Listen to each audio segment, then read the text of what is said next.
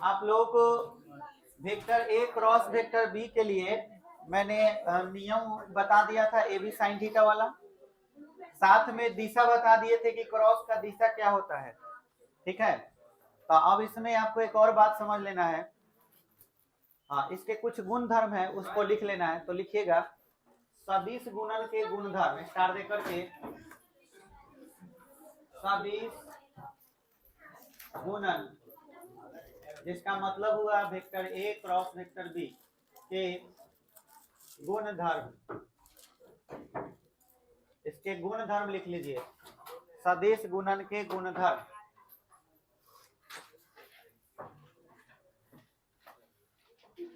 बोले नंबर 1,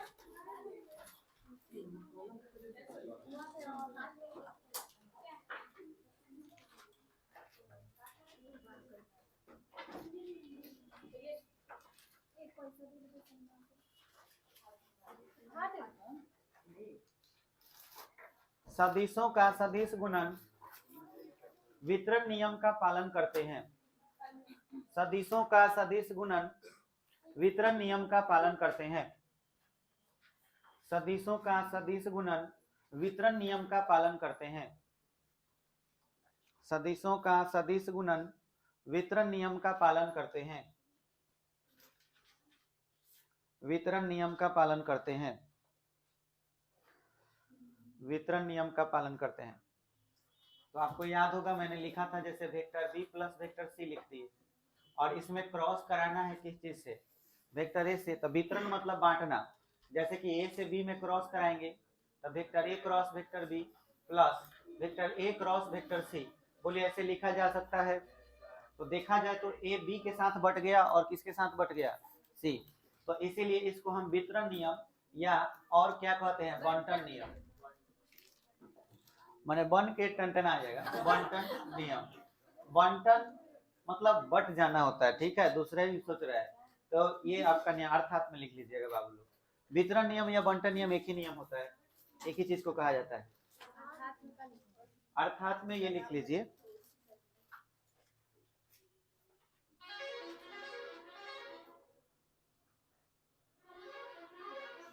हो गया, 2 नंबर में लिखिए।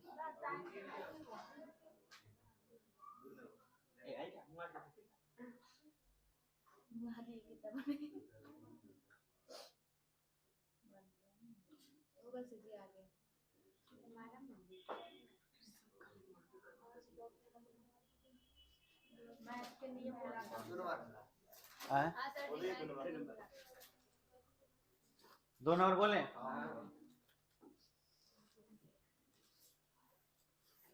सदिशों का सदिश गुणन,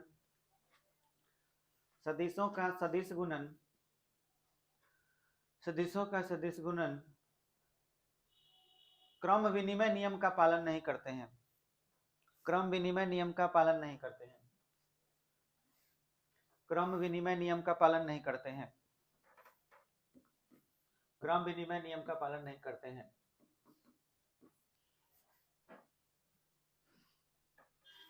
अर्थात अब देखो गौर से, अगर हम बोल रहे हैं कि vector A cross vector B, ठीक, तो इसका फिगर बनाना हो तो कैसे बनाएंगे।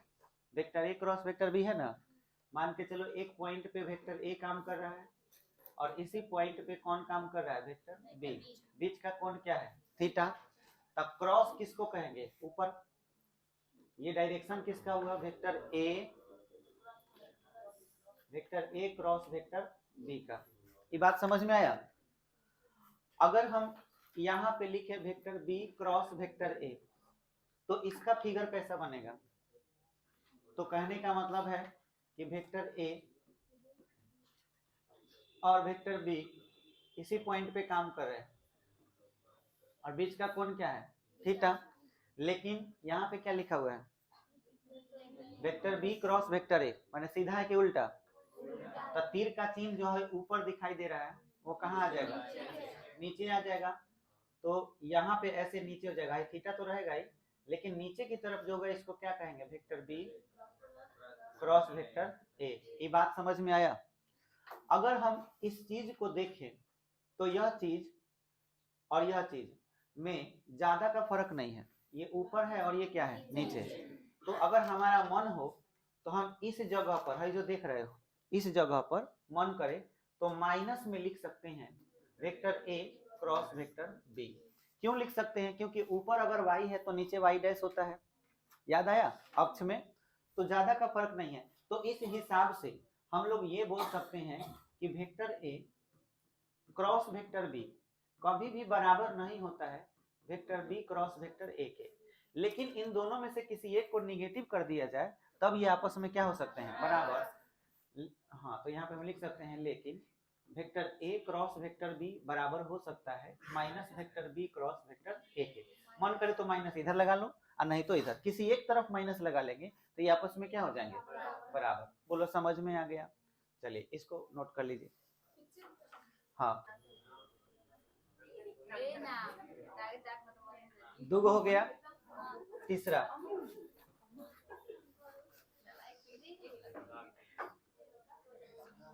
तीसरा नंबर लिखिए। मात्रक सदिशों का सदिश गुणन निम्न प्रकार होता है।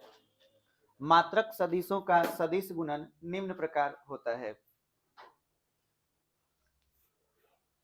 निम्न प्रकार होता है। सदिश गुणन निम्न प्रकार होता है।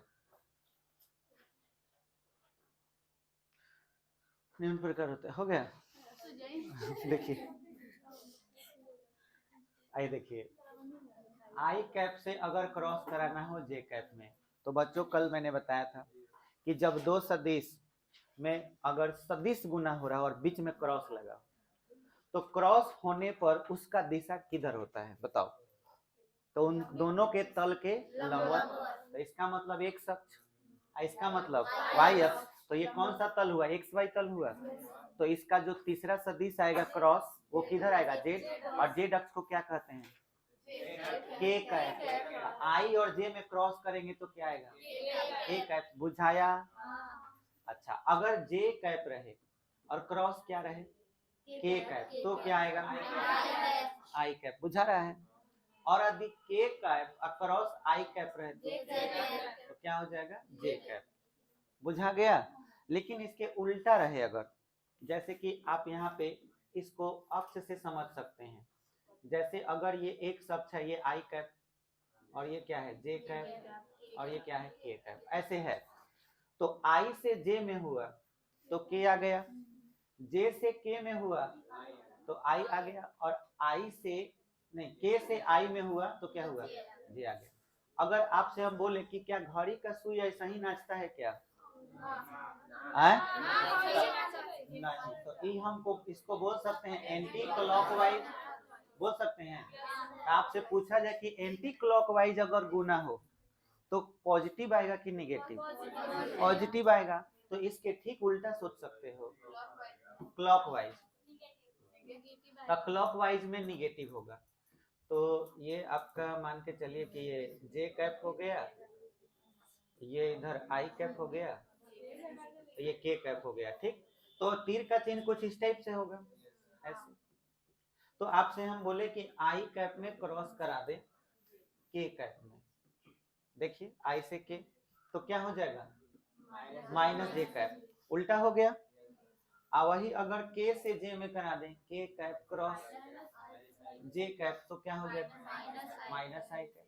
और जे से आई में हो, जे कैप क्रॉस आई कैप, तो तो ये इसलिए बताए हैं क्योंकि ये ऑब्जेक्टिव है, ठीक है। 6 गो ऑब्जेक्टिव आपका हो गया। कौनो एगो पूछ देगा तो आप बना लीजिएगा आराम से। इसे याद नहीं रखना है, बस इसे याद रखना है, चित्र याद रखना है, मेन चित्र है। एक एंटी क्लॉकवाइज तब पॉजिटिव, एंटी क्लॉकवाइज मतलब पॉजिटिव, और क्लॉकवाइज मतलब निगेटिव। बस इतना याद रखोगे, इसे देख के बना लोगे। ये समझ में आ गया? तो इसको आप बढ़िया से नोट कर लीजिएगा। और एक और चीज समझना है इसमें, अगर आई कैप से क्रॉस आई कैप हो, ठीक है, इससे अगर हो तो उस कंडीशन में आपको आंसर क्या बोलना है, वेक्टर जीरो, ठीक है। क्यों वेक्टर जीरो होगा, जीरो मत बोलना, वेक्टर जीरो, क्योंकि सदिश राशि है, ठीक है। क्यों बोलेंगे, कारण है क्योंकि हम लोग फॉर्मूला पढ़े हुए हैं, vector A cross vector B बराबर A B sine theta, N cap, पढ़े ना। तो अगर हम I cap cross I cap लिख रहे हैं तो इसका परिमाण 1, फिर इसका परिमाण 1 हो गया, और साइन थीटा का मान 0 इंटू क्या है एन कैप, तो गुना होगा तो 0 एन कैप आएगा, और 0 एन कैप में एन कैप सदिश उसको बना दे रहा है, इसलिए हम इसको क्या बोलेंगे वेक्टर 0। तब वेक्टर कैप आई और क्रॉस कैप आई या आई कैप बराबर क्या होता है वेक्टर 0 होता है। तो इस तरह से हम ये भी बोल सकते हैं कि जे कैप क्रॉस जे कैप हो तो वेक्टर 0 होगा, और के कैप क्रॉस के कैप हो तो भी वेक्टर 0 होगा। बोलिए इसमें किसी को दिक्कत? तो ये ऑब्जेक्टिव में पूछे जाते हैं, इसलिए आपको इसे बढ़िया से याद रखना है, ठीक है। चलिए अब इसको नोट कर लीजिए। चलिए आगे बढ़ते हैं, लिखिए गुणधर्म नंबर 4।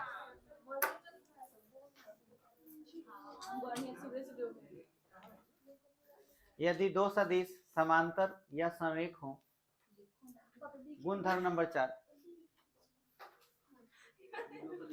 फुलहा कटोरे का मुंह कब होता है उतारो। यदि दो सदिश समांतर बोले हैं, यदि दो सदिश समांतर या संरेख हो तो बीच का कोण 0 होता है। तो बीच का कोण, यदि दो सदिश समांतर या संरेख हो तो बीच का कोण 0 डिग्री होता है। हाँ डिग्री में ऊपर शून्य लिख दिया जाता है, 0 के ऊपर आप बिंदु दे दीजिएगा, 0 डिग्री होता है ना। हो तो बीच का कोण 0 डिग्री होता है, इसीलिए उनके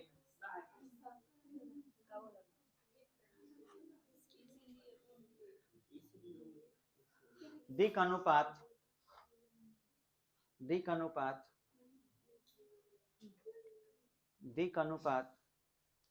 समान अनुपात में होते हैं अथवा समान अनुपात में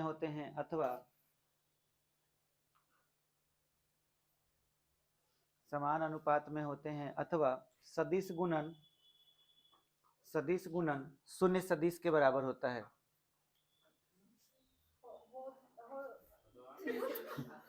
फंस गई हो जाएगी क्या? सदिश गुणन अथवा सदिश गुणन, अथवा के बाद लिखे के अथवा सदिश गुणन शून्य सदिश के बराबर होता है। आइए देखिए,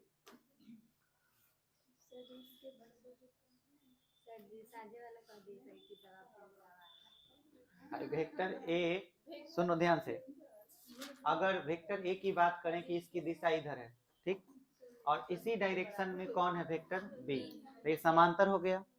अगर ये समांतर है तो बीच में थीटा का मान क्या है 0। अगर हम इनका क्रॉस कराएंगे तो ए बी साइन और थीटा का मान 0 लिखेंगे, एन कैप होगा। अब सुनो, अगर A B sine theta sine 0 हो गया है तो इस पूरे वैल्यू का 0 ही आएगा, और एन कैप की वजह से ये वेक्टर 0 हो जाएगा। तो vector A cross vector B का मान जो आया है वो वेक्टर 0 के बराबर आया है। ये बात क्लियर होगा।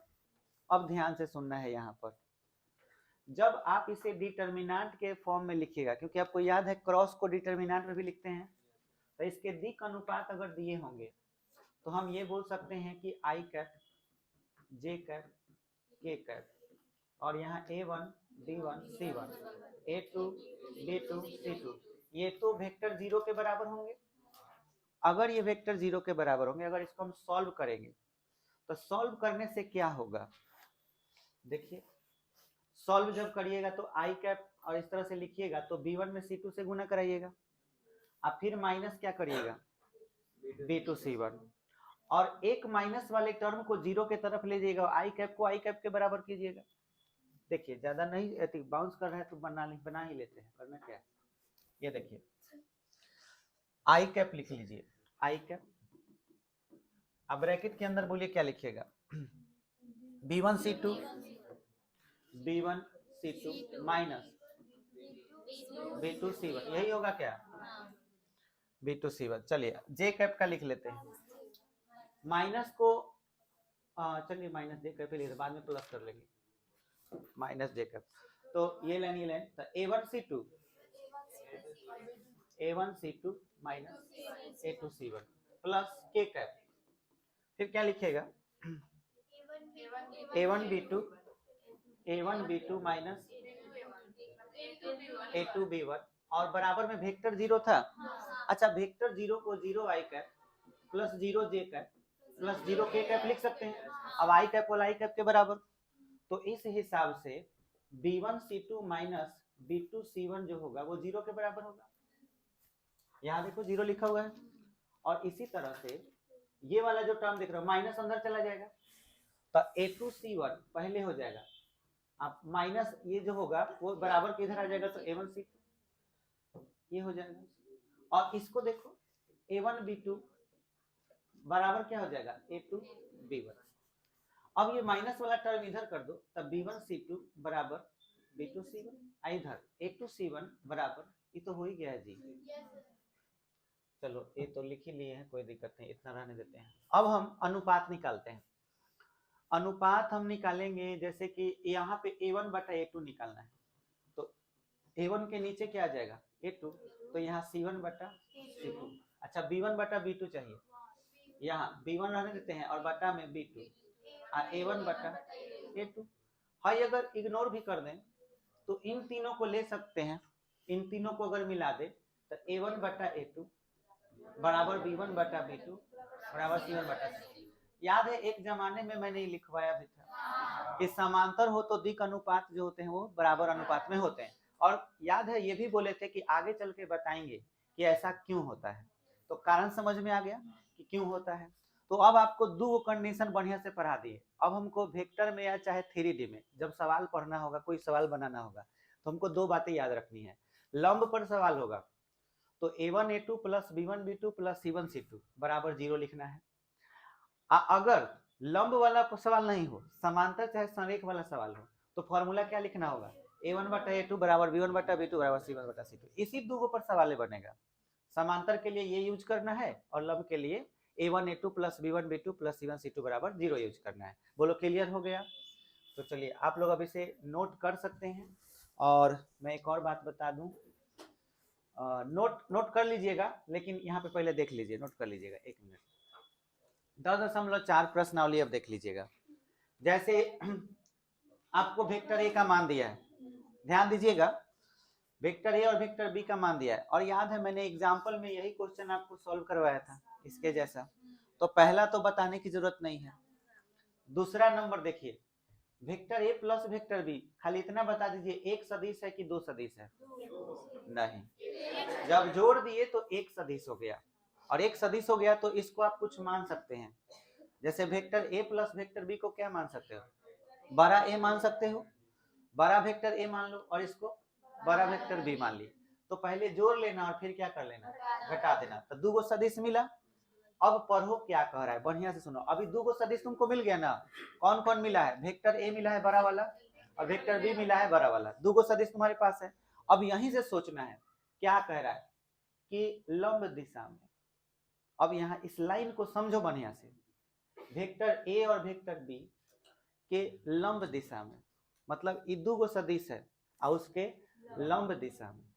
ये बताओ जो लंब दिशा के सदिश की बात हो रही है वो दोनों पे लंब है कि किसी एक पे, दोनों पे। और हम लोग सीख चुके हैं कि एक ही तल में दो सदिश हो, जैसे एक्स वाई तल, तो तीसरा सदिश जो होता है वो जेड अक्ष के दिशा में होता है।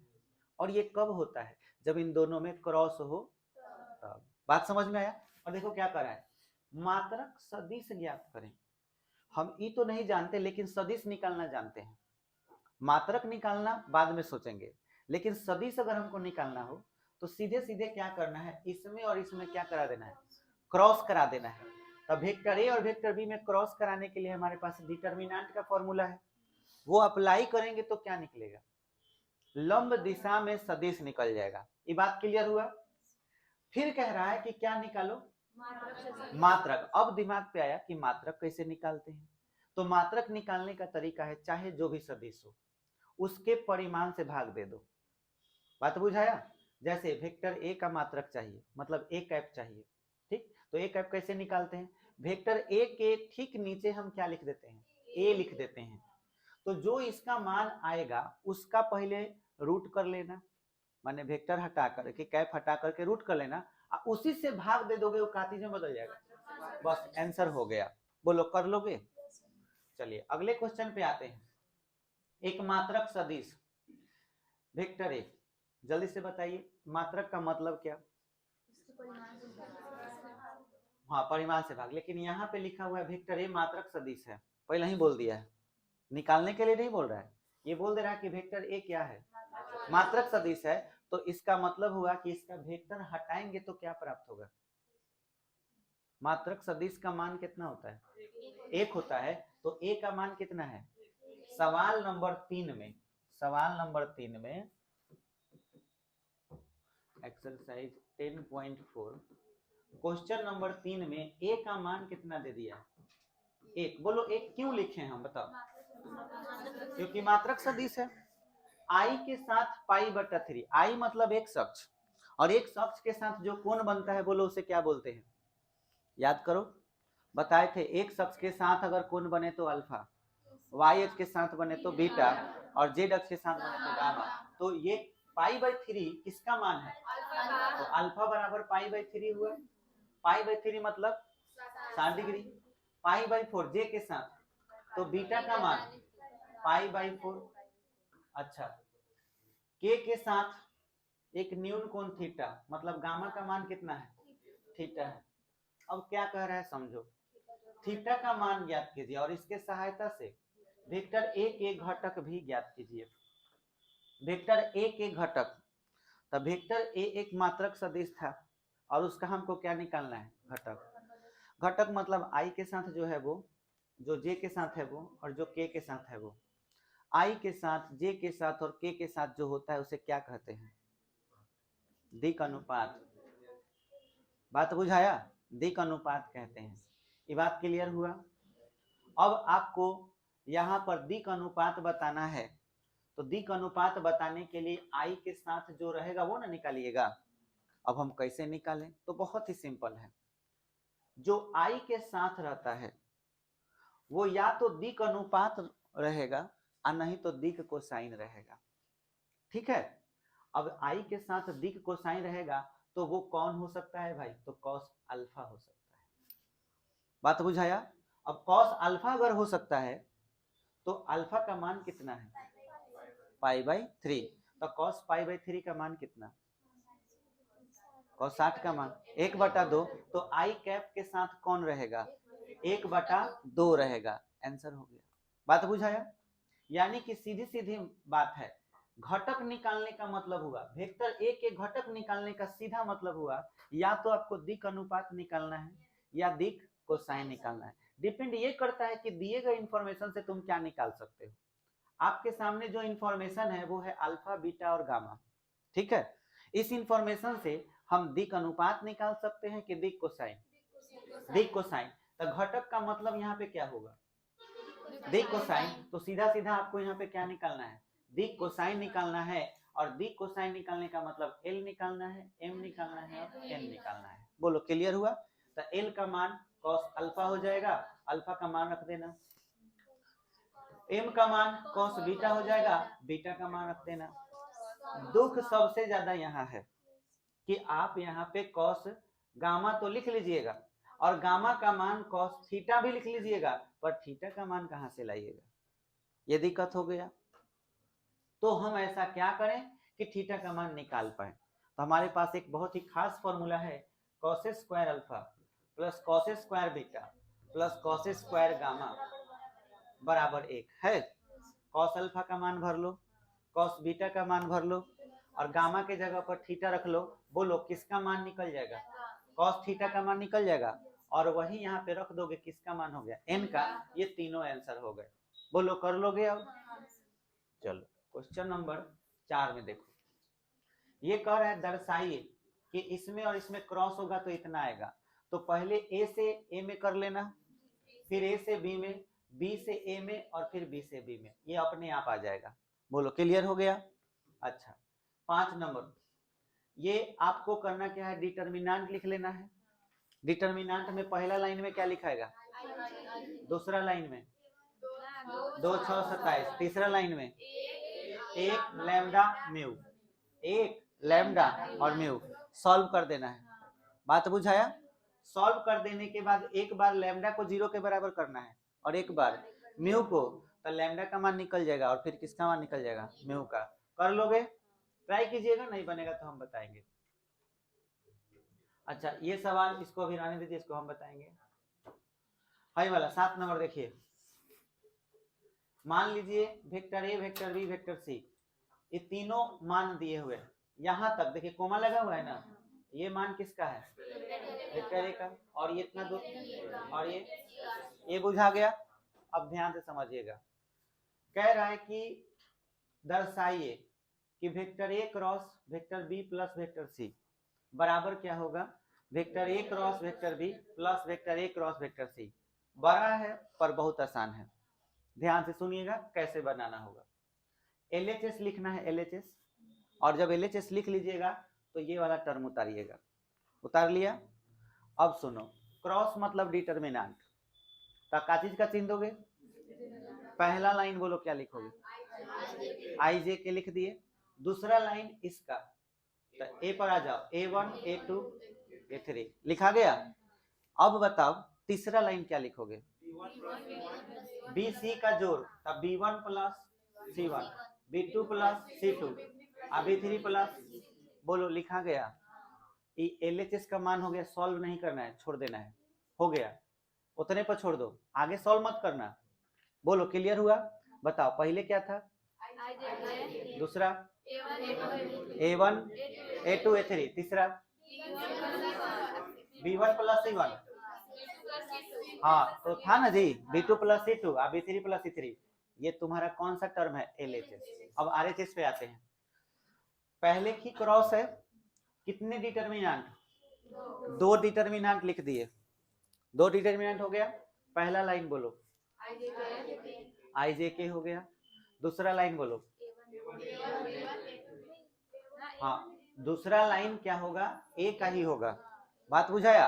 A1 A2 A3, फिर इसके बाद B1 B2 B3 हो गया। चलो आगे आते हैं, प्लस अगला डिटर्मिनेंट में IJK, तीसरा, बस इतना बता दो कौन सा ऐसा चीज है जो दोनों में मैच किया, कौन कौन लाइन मैच किया, पहला लाइन दूसरा लाइन मैच किया, तीसरा लाइन मैच नहीं किया। अब आपको सारणिक का नियम याद करवा रहे हैं। सारणिक के नियम में जब 2 लाइन मैच कर जाता है तो तीसरे लाइन को हम योग के रूप में लिख सकते हैं। समझ में आया? तो आपको कुछ नहीं करना है, 2 गो डिटर्मिनेंट लिखे हो ना, उसके बाद सिर्फ 1 गो डिटर्मिनेंट लिखना है बराबर देकर। एक लिख दिए, पहला लाइन मैच किया है IJK उतार दो, दूसरा लाइन मैच किया है उसको भी उतार दो, तीसरा लाइन को जोड़ देना है। समझ में आया?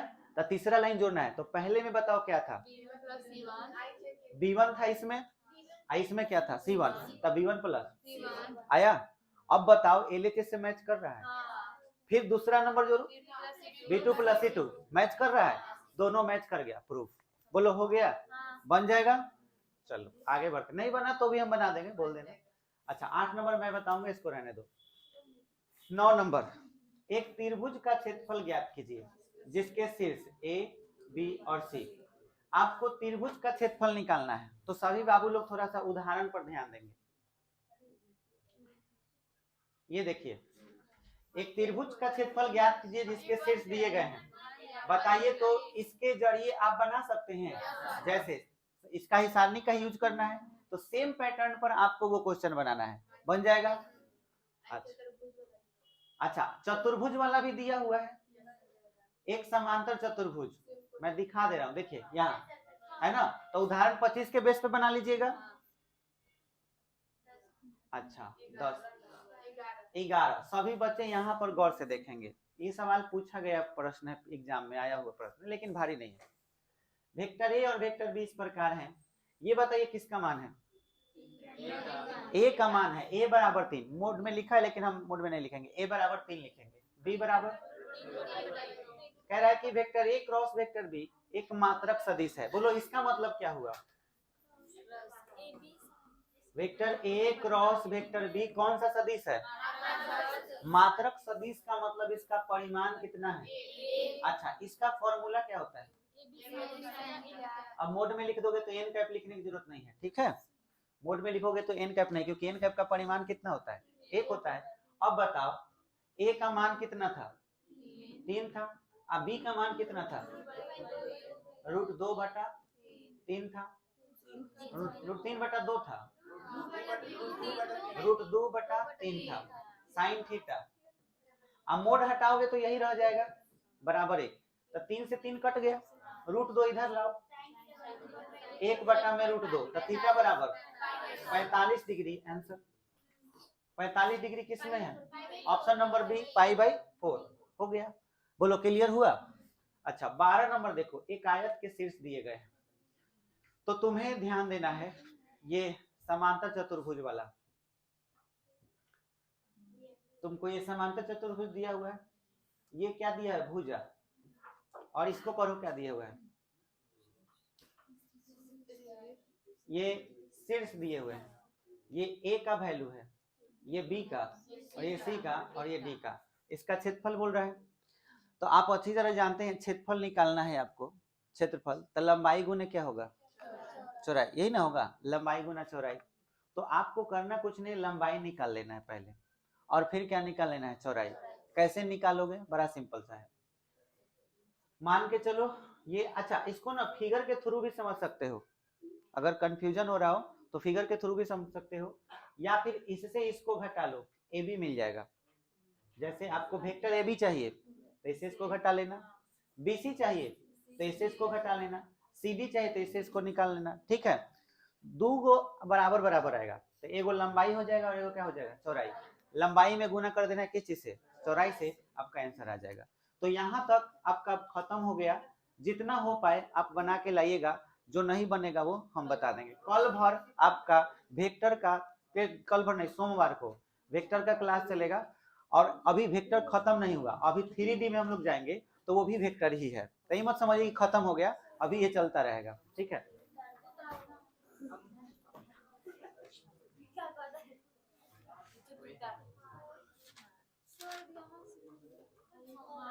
अब ठीक है।